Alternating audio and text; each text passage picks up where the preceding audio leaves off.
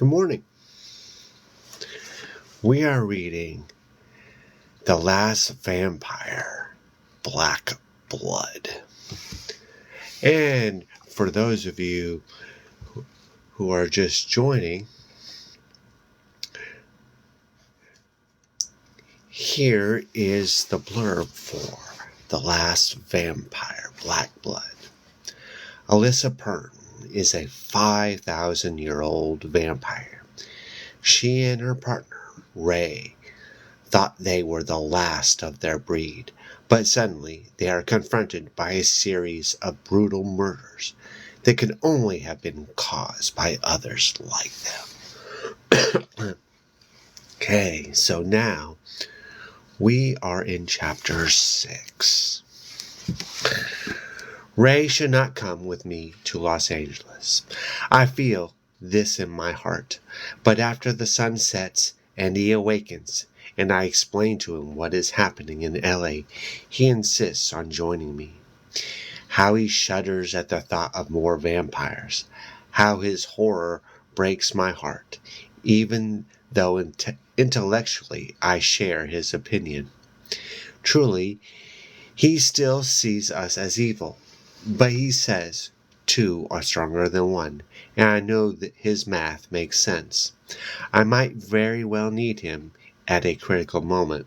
Also, unless I take him with me, I know he will go another night without feeding. How many nights he can survive, I don't know. I can endure for as long as 6 months without drinking blood, as long as I don't have other vampires throwing knives at me. That is. Anxious to get down to Los Angeles, we fly south in my Learjet without feeding. But once on the ground, before we do anything else, I tell Ray we are going hunting. He agrees reluctantly, and I have to promise him we will not hurt anybody. It is a promise I make reluctantly. Opening large veins, I never know what complications might result. We go to Zuma Beach north of Malibu. The beaches have always been a favorite den of victims for me. Plenty of out-of-state travelers, homeless people, drunks. Portions of the population who are not immediately missed. Of course, I seldom kill my meal tickets these days, since I have begun to believe in miracles, or since I have fallen in love with my reluctant Count Dracula. Whichever came first. Actually, I once meant Vlad the Impaler, the real man Count Dracula was based on, in the 15th century, in Transylvania during the war with the Ottoman Turks. Forget those stories about his mean-looking canines. Now there was a fellow who needed modern dentistry. His teeth were rotting out of his mouth, and he had the worst breath. He was no vampire, just a Catholic zealot with a fetish for decapitation. He asked me out, though, for a ride in his carriage. I attract unusual men. I told him where to stuff it. I believe I invented the phrase. Driving north on Coast Highway, I spot a young couple on the beach making out on their sleeping bags, up and down the beach for at least half a mile. There isn't another soul. Looks like dinner to me, but Ray has his doubts. He always does, I swear. If we were a normal couple going out to a restaurant, he would never be satisfied with the menu. Being a vampire, you can't be a picky eater. It just doesn't work. Yet you might wonder, what about blood-borne diseases? What about AIDS? None of them matters. None of them can touch us. Our blood is a fermented black soup. It strips to the bone whatever we sink our teeth into. This particular young couple looks healthy and happy to me, a blood type I prefer.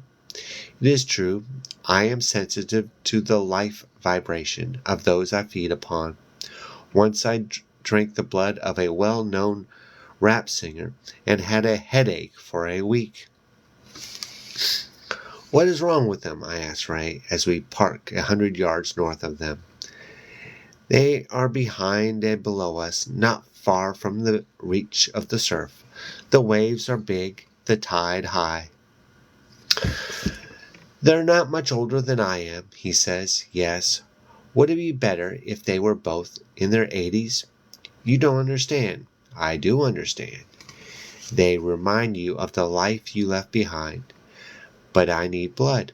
I shouldn't have to explain that to you. I suffered 2 serious wounds last night, and then I had to feed you when I returned home. I didn't ask you to feed me. I throw up my hands.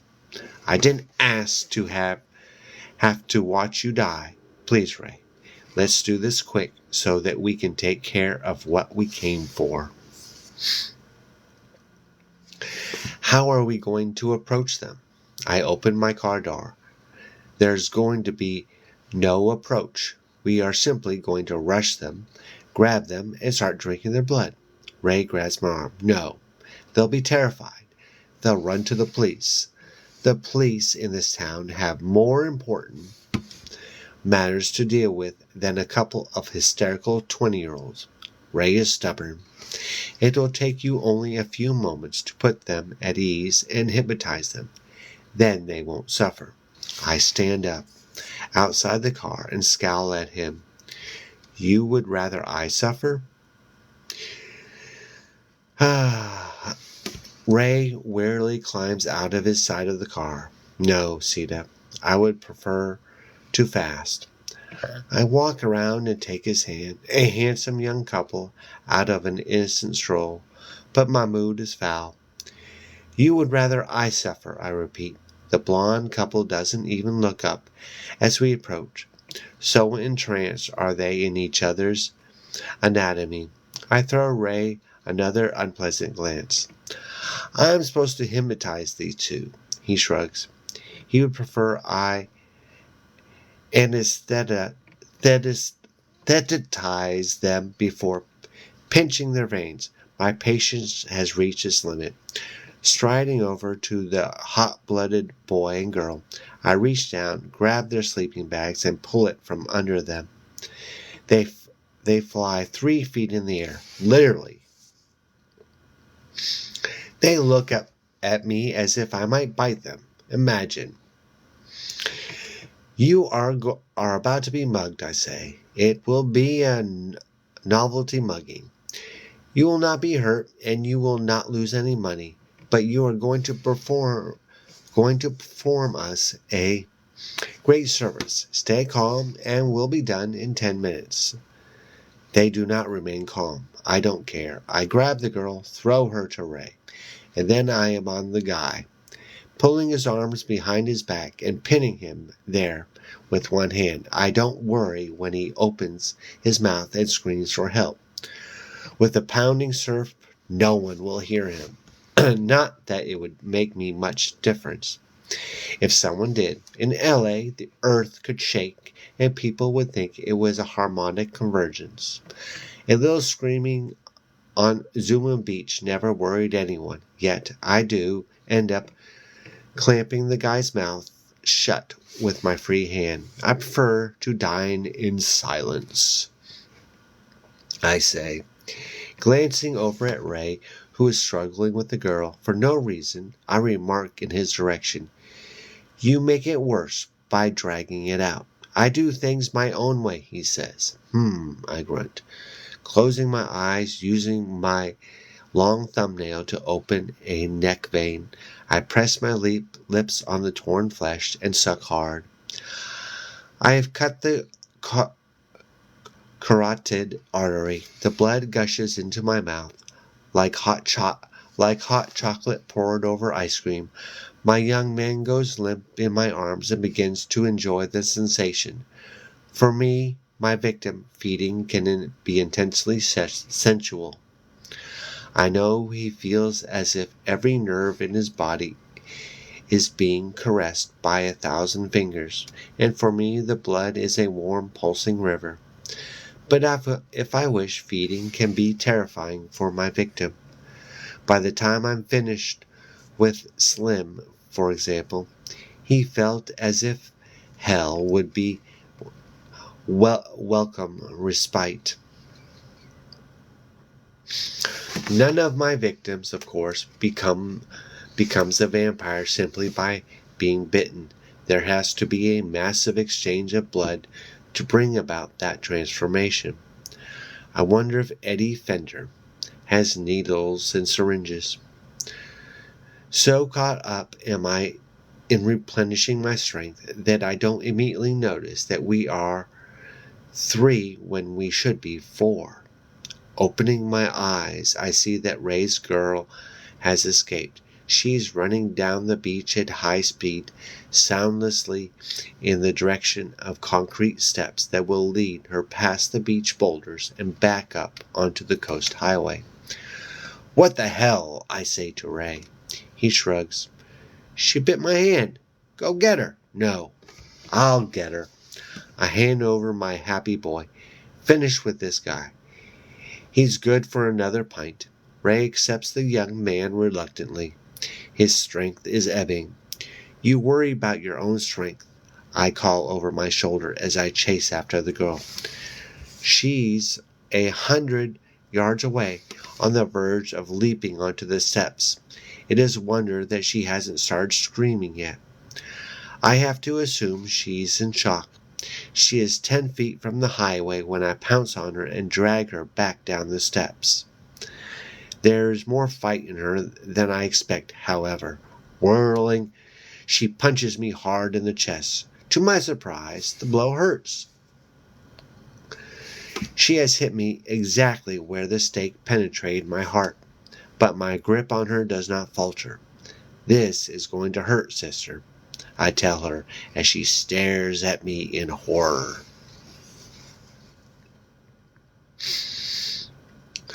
My right hand pins her arms, my left closes her mouth. Again the thumbnail opens the big neck vein, but I even more eager than before, and suck her red stream as if I'm drinking from the elixir of immortality itself, as indeed I am.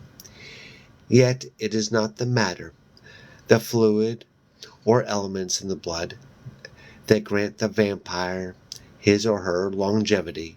It is the life, the essence that no scientist has ever been able to replicate in his laboratory, that makes any other source of nourishment pale by comparison. But this feeding with this girl is not erotic. It is ravenous, feeding as if I am trying to drown my pain and weariness in one gulp. I drink from this girl as if her life is my reward for all the evildoers I have been forced to bring to justice. Yet my thirst eludes even my sense of right and wrong. My vast experience fails me. Suddenly, I feel Ray shaking me, telling me to let go. Opening my eyes, I notice the boy lying lazily on the beach, still 100 yards away, sleeping off his unexpected encounter with the creatures of the night. He will wake with a bad headache, nothing more. The girl in my arms is another matter.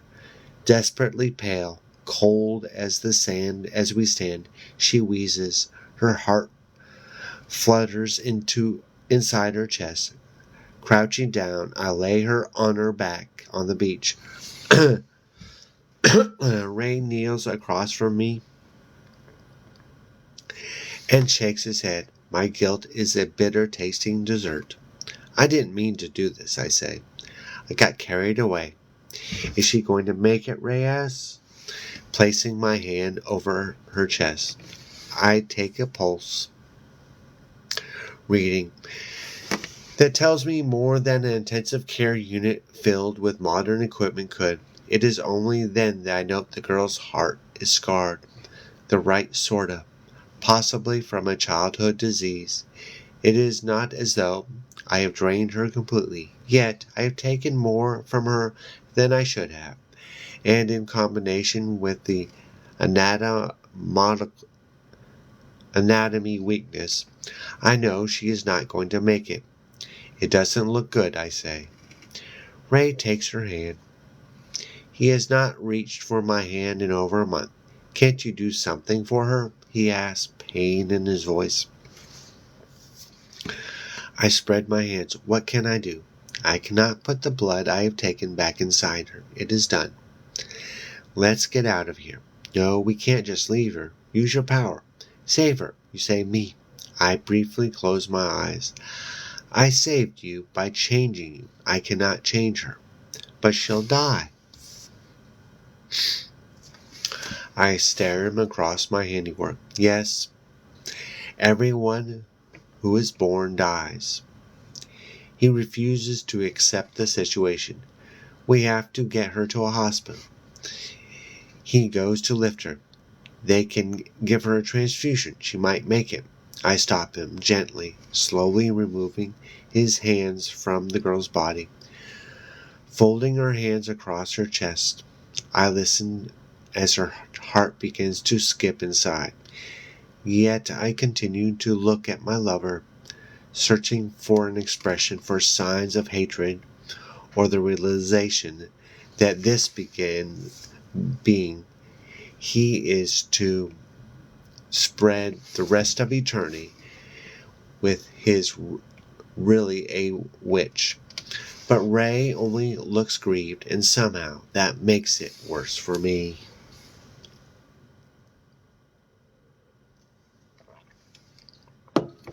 She is not going to live, I say. She would never make it to a hospital. The heart is weak. I failed to notice that at the start. I was so thirsty. I got carried away. It happens sometimes. I am not perfect. This is not a perfect creation, but if it is any consolation, I am sorry that this has happened.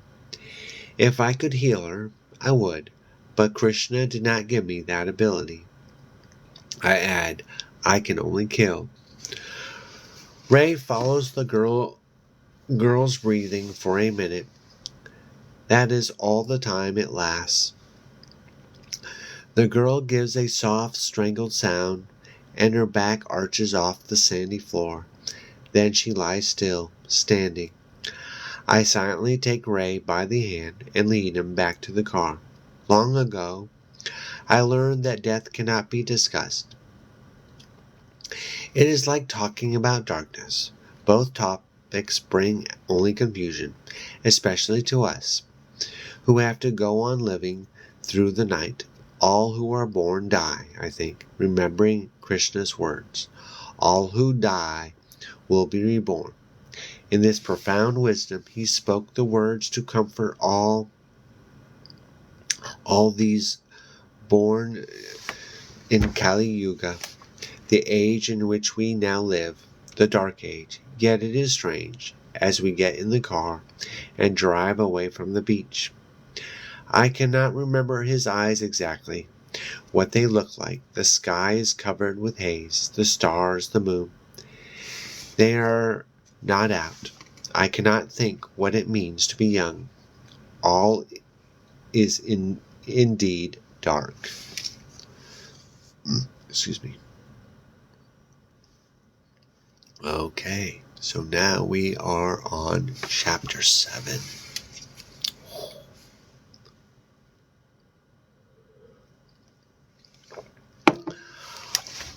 When I met Private Investigator Michael Riley, Ray's father, he talked to me about my previous residence, trying to impress me with how much he knew about my wealth. Prior to moving to Mayfair, you lived in Los Angeles, in Beverly Hills. In fact, at 256 Grove Street. Your home was a 4,000 square foot mansion with 2 swimming pools, a tennis court, a sauna, and a small observatory. The property is valued at $6.5 million. To this day, you are listed as the sole owner, Miss Pern. I was very impressed with Riley's knowledge. That was one of the main reasons I killed him. It is to this house we go after Zuma Beach. Mr. Riley forgot to mention the mansion's deep basement. It is here I keep a stockpile of sophisticated weapons, Uzis, grenade launchers, high-powered laser-assisted sniper rifles, 10mm pistols equipped with silencers. Toys easily purchased on any Middle Eastern black market. Loading up my car, I feel like Rambo, who must have been a vampire in his previous incarnation. Love the way the guys snap people's necks. Ray watches me pile on the weapons with a bewildered expression. You know, he says, I've never even fired a gun. That concerns me. Just because he's a vampire, he's not necessarily a crack shot, although he could quickly become one with a couple of lessons. Myself, I have practiced with every weapon I own. My skill is such that I use every gun to its full capacity. I have no doubt. Just don't shoot yourself in the foot, I say. I thought you were going to say just don't shoot me. That too, I say, feeling uneasy. Edward Fender's job application and resume contain only one permanent address, which is his mother's. It is my belief that the lead is valid. Mrs. Fender's house is located only 4 miles west of the Coliseum, in the city of Inglewood, a suburb of Los Angeles. It is 9:15 by the time we park in front of her place, rolling down the window and bidding Ray to sit silently. I listen carefully to what's going on inside the residence. The TV is on to Wheel of Fortune. An elderly woman sits in a rocking chair reading a magazine. Her lungs are weak. She has a slight dry cough. A front window of the house is half open. The interior is dusty and damp. It smells of poor health and of human serpents. A vampire has recently been in the house, but it is no longer there. Now I am absolutely certain of the identity of the monster I pursue. He was here less than 2 hours ago, I whispered to Ray. Is he in the area? No, but he can come into the area swiftly. He has at least twice my speed. I'm going to speak to the woman alone. I want you to park out of sight down the street. If you see someone approach the house, don't try to warn me. Drive off. I will know he's coming. I will deal with him. Do you understand? Ray is amused.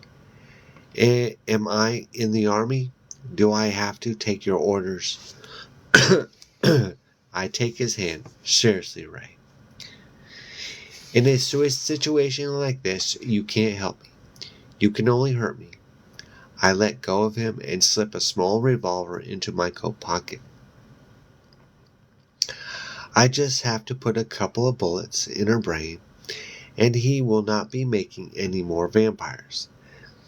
Then we can go after the others. They will be a piece of cake. Do you like cake, Sita? I have to smile. Yes, of course. With ice cream, especially. You never told me when your birthday is. Do you know? Ooh. Yes. I lean over and kiss him. It is the day I met you. I was reborn on that day.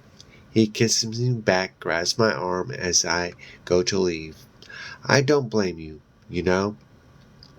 I nod, although I don't completely believe him. I know. The woman answers the door a moment after I knock and remains behind the torn screen. Her hair is white, her face in ruins. Her hands are arthritic. The fingers claw at the air like hungry rats. Pause. She has flat gray eyes that look as if they were watched black and white television for decades. There's a little feeling in them, except perhaps a sense of cynical contempt. Her bathrobe is a tattered uh, gown of food and bloodstains. Some of the latter look fresh. There are red marks on her neck, still healing.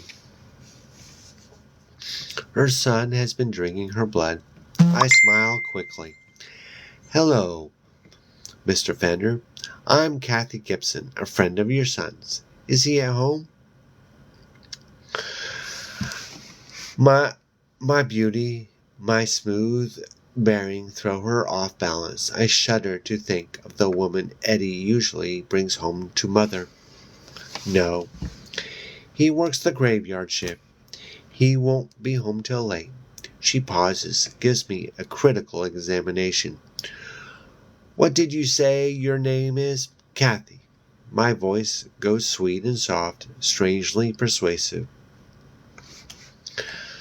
I didn't mean to stop by so late. I hope I'm not disturbing you. She shrugs, just watching TV. How come I've never heard Eddie mention you before? I stare at her. We only just met a few days ago. My brother introduced this. I add, he works with Eddie. At the clinic, the woman is trying to trick me. I frown. Eddie doesn't work at a clinic. The woman relaxes slightly. At the warehouse? Yes, at the warehouse. My smile broadens. My gaze penetrates deeper. This woman is mentally unstable. She has secret perversions. My eyes do not cause her to flinch. She is fond of young women. I know. Little girls even. I wonder about Mr. Fender. I add, may I come in? Pardon? I have to make a call. May I use your phone? I add, don't worry. I don't bite. I have pushed the right button. She enjoys being bitten. Her son drinks her blood with her consent. Even I, an immoral beast, have never been drawn to incestuous relationships. Of course, in the literal sense of the word, we are not talking about incest. Still, the Brady Bunch would never survive in this house. She opens the screen door for me. Of course, she says. Please come in. Who do you have to call? My brother. Oh. I step inside, my sense of smell on alert. Eddie has recently slept in this house. She must let him sleep away the days, not questioning his aversion to the sun. My ability to handle the sun is hopefully my ace in the hole against this creature. Even Yaksha, many times more powerful than myself, was far less comfortable in the sun than I am. Secretly, I pray Eddie can't even leave the house in the daylight hours without wearing sunscreen with an SPF of 100 or better, like Ray. Although my senses study the interior of the house, my ears never leave the exterior. I cannot be taken unaware. Like before, Mrs. Fender leads me to the phone beside her rocking chair. Her reading material lies partially hidden beneath a dirty dish rag, a back issue of Mad magazine. And I kind of like Mad magazine. Yeah, I really enjoy those, and Crack too. I dial a phony number and speak to no one. I'm at Eddie's house. He is not here. I'll be a few minutes late. Goodbye. Setting down the phone, I stare at the woman again. Has Eddie called here tonight? I ask. No. Why would he call? He just left a couple of hours ago. I take a step toward her. No one's called. No, she's lying. The FBI has called, probably. Joel himself. Yet Joel, or anyone else, for that matter, with the exception of Eddie, has not been in the house recently. I could smell their visit, yet that situation will soon change. The authorities will converge on this place sooner or later. The fact may not be as crucial as it appears.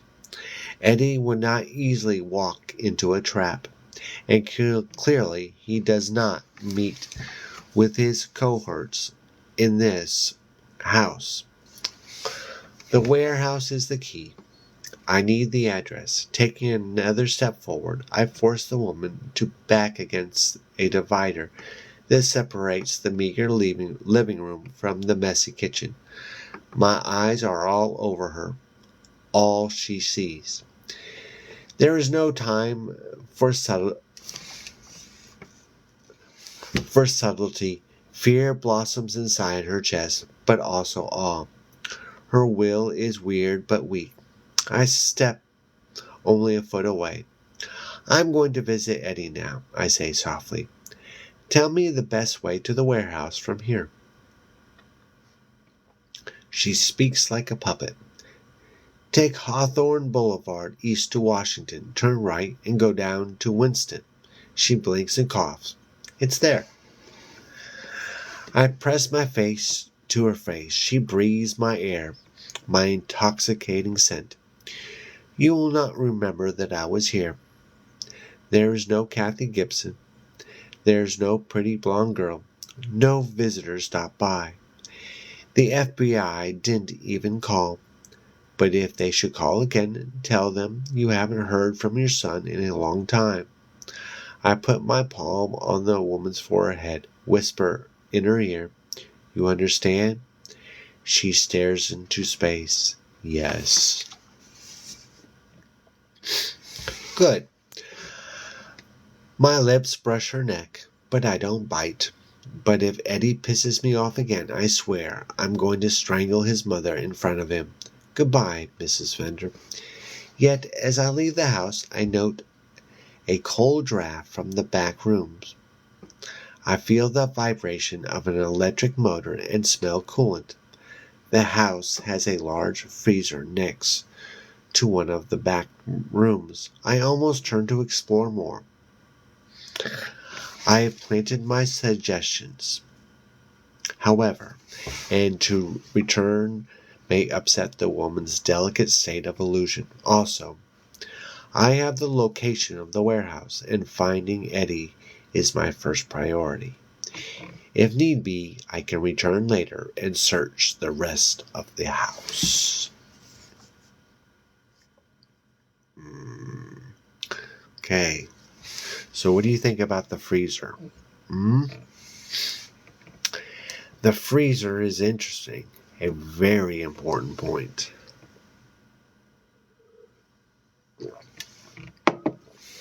A way, well, if I start talking, that I'll be giving things away.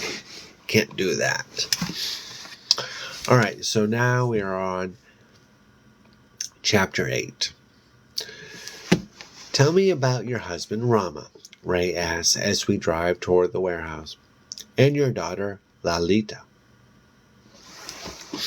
The question takes me by surprise. It was a long time ago. But you remember everything. Yes. I sit silently for a moment. I was almost 20 when we met. 3 or 4 times a year, merchants used to pass by that portion of India that is now known as Rajasthan. We lived between the desert and the jungle. The merchants would sell us hats to keep off the sun, herb potions to drive away the bugs. The Rama was the son of a merchant. I first saw him by the river that flowed beside our village. He was teaching a small child how to fly a kite. We had kites in those days. We invented them, not the Chinese. I shake my head. When I saw him, I just knew. Ray understands, but asks anyway, anxious to dwell on my humanity in the light of what happened at the beach. What did you know? That I loved him, that we belonged together. I smile at the memory. He was named after an earlier incarnation of Lord Vishnu, the eighth avatar, or incarnation of God. Lord Rama was married to the goddess Sita. Sita. Krishna was supposed to be the ninth avatar. I worshipped Lord Vishnu from the time I was born. Maybe that's why I got to meet Krishna. Anyway, you can see how Rama and my names went together. Maybe our union was destined to be. Rama was like you in a lot of ways, quiet, given to thoughtful pauses. I glance over. He even had your eyes. They were the same. They did not look the same. They did not look the same, but they were the same. You understand? Yes. Tell me about Lalita. Lalita is one of the names of the goddess as well. It means she who plays. She was up to mischief the moment she came out of the womb. 10 months old, and she would climb out of her cradle and crawl and walk all the way to the river. I chuckle. I remember once I found her sitting with a snake in one of the small boats our people had. Fortunately, the snake was asleep. It was poisonous. I remember how frightened I was. I sigh. You wouldn't have known me in those days.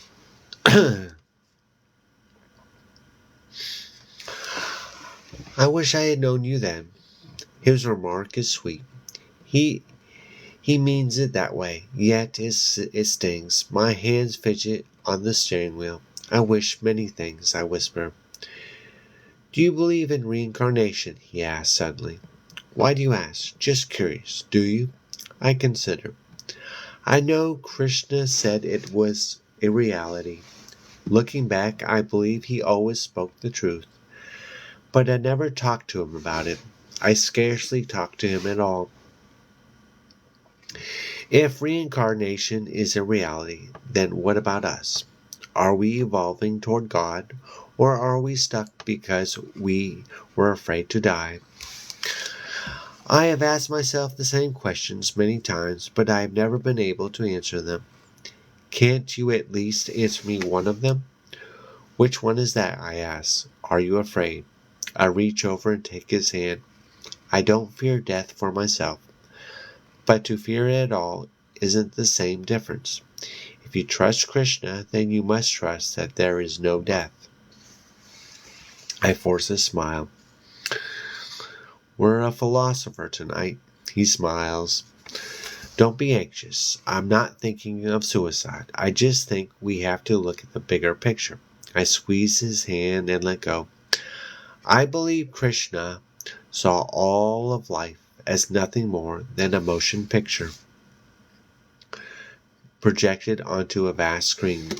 Certainly nothing in this world daunted him.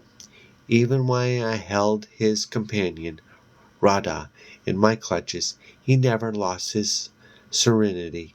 Ray nods. I would like to have such a peace of mind. Yes, so would I. He reaches over and touches my long hair. Do you think I am Rama? I have to take a breath. My eyes moisten, my words come out weak. I don't understand. Yes, you do. Did I come back for you? There are tears on my face. They are 5,000 years old. I remember them. After Yaksha changed me, I saw neither my husband nor my daughter again. How I hated him for doing that to me. Yet, had I never become a vampire, I never would have met Ray. But I shake my head at his questions. I don't know, I say. Sita. When I met you, I interrupt, I felt as if Krishna had led me to you. I reach up and press his hand to the side of my face. You feel like Rama. You smell like him.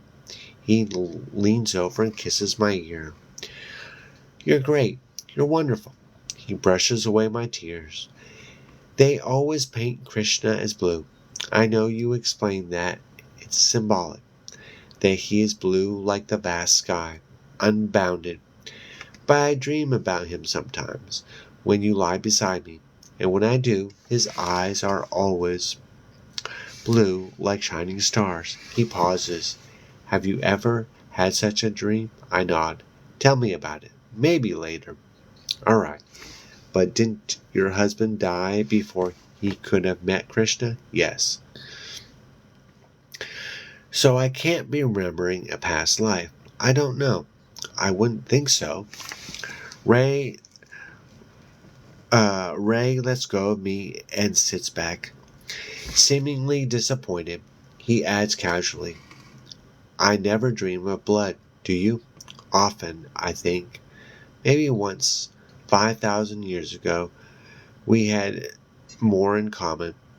Yet I lied to him, even though I hate to lie to those I love, even though I have promised myself and him that I would stop. No, I say, never.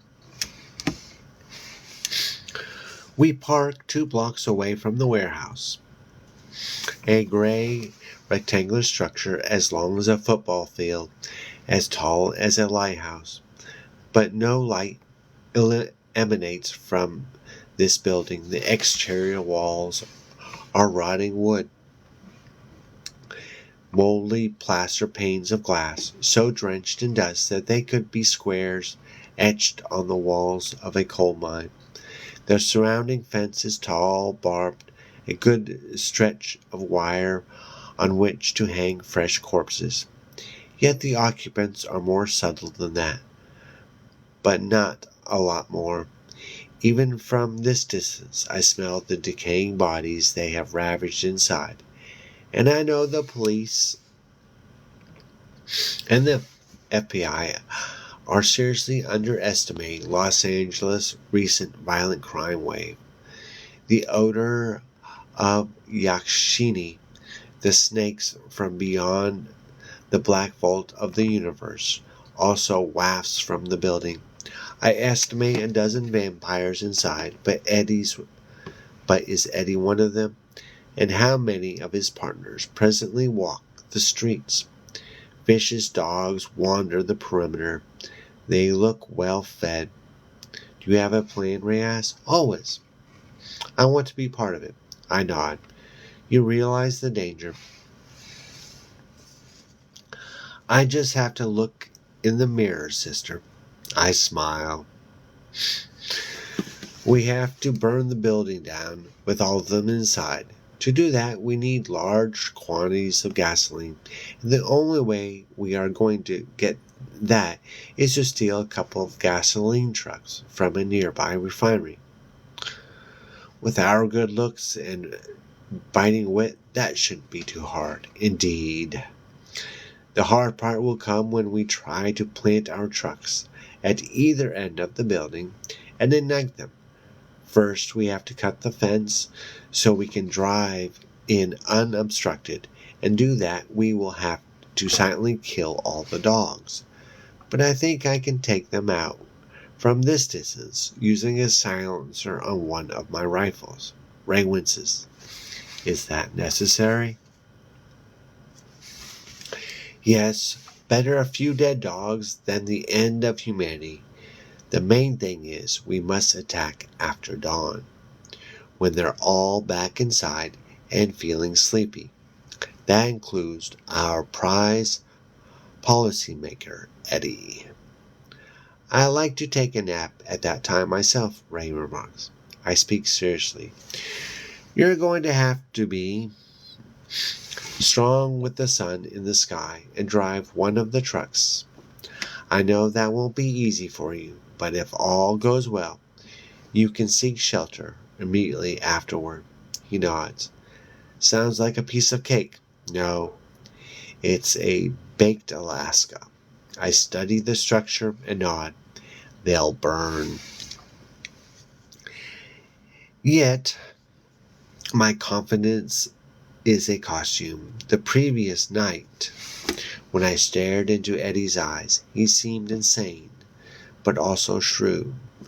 The ease with which we found him and his people disturbs me. The stage is set for a snuff film big time, but I have to wonder who is directing the show, whether it will go straight onto the front pages of Los Angeles Times or end up buried in a video in Eddie's private collection. Okay. So next time we will be on Chapter 9 and find out, do they succeed in burning down the warehouse or not? And now it is time for self-promotion time. I am the YA horror author of Vampire Juice. If you like YA horror mystery adventures with plenty of laughs, that is spooky and creepy, like Goosebumps and Fear Street, that has teens, romance, vampires, then that is the book for you. And here is my little synopsis, or as they say on Amazon, book overview. Amanda and Sean stumble upon a mysterious can of juice while searching for Halloween costumes at a local store. Despite being kicked out by the sales clerk, they become obsessed with uncovering the truth behind this strange drink. With the help from some local bullies, they sneak back into the store through a crypt in the graveyard, only to find themselves in the midst of a spine-chilling adventure. And just a side note, it is only 99 cents and through January 1st. Now, thank you for watching, and I'll see you tomorrow while we'll be reading The Last Vampire, Black Blood, Chapter 9.